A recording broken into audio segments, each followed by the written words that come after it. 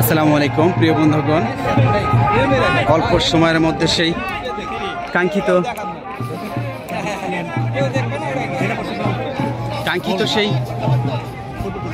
Final match অনুষ্ঠিত হতে যাচ্ছে। একদিকে নওগাঁ সদর উপজেলা, অন্যদিকে মান্দা উপজেলা। দুই দলে কিন্তু তারকা ভরপুর।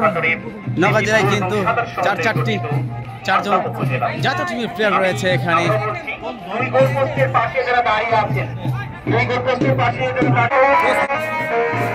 রেফারি স্বপনের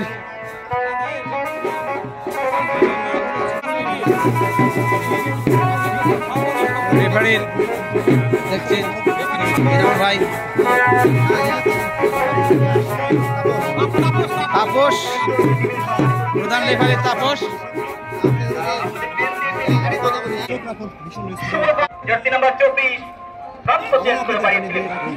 সবুজ জার্সি পরিহিত খেলোয়াড়রা হচ্ছে নওগাঁ সদর উপজেলা এবং নীল জার্সি পরিহিত খেলোয়াড়রা হচ্ছে মান্দা উপজেলা।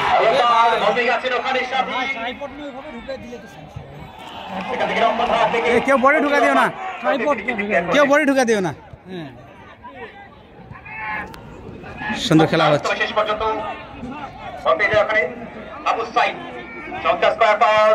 সেখান থেকে ব্যাক পাস গোলকিপার সাকিবের উদ্দেশ্যে Dhaka Mohammedan sporting club recurve goalkeeper Bangladesh জাতীয় দলের তারকা ফুটবলার রেমন হোসেন বসুন্ধরা কিংসের হয়ে যিনি বাদ পাতে থাকেন ঢাকার বিপিএলে।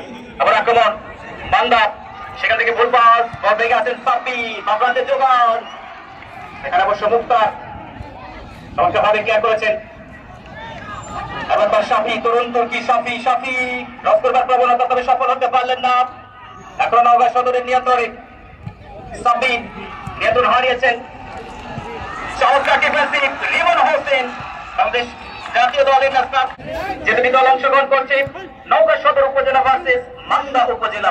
এখনো পর্যন্ত গোল শূন্য ফলাফল। জারি রাখছি আপনাদের সদয় অবগতির জন্য, লাল সবুজ রঙের জার্সি নিয়ে নওগাঁ সদর উপজেলা হচ্ছে প্রতিপক্ষ দল, নেভি ব্লুর সাথে সাদার সমন্বয়ে গঠিত জার্সি মান্দা উপজেলা। বাঁকা যদি আক্রমণ স্বাধীন জোরে ঢুকে পড়েছেন প্রতিপক্ষের ডেঞ্জার জোনে। চমৎকার একটা মাইনাস করবার চিন্তাধারা, তবে সফল হতে পারলেন না। 11টি উপজেলা অংশগ্রহণ করেছিল। নওগাঁ জেলা যে 11টি উপজেলা রয়েছে নকআউট ভিত্তিতে টুর্নামেন্টটি অনুষ্ঠিত হচ্ছে এবং আজকে কিন্তু তার ধারাবাহিকতায় ফাইনাল রূপে রূপায়িত নিচ্ছে আজকের ম্যাচে। আবারও সোহেল রানা মানিক প্রণাম, যিনি 15 নাম্বার জার্সি লিখেছেন মান্দার এই ফুটবলার, হারিয়েছেন আজিজপুরের উদ্দেশ্যে আবেগুর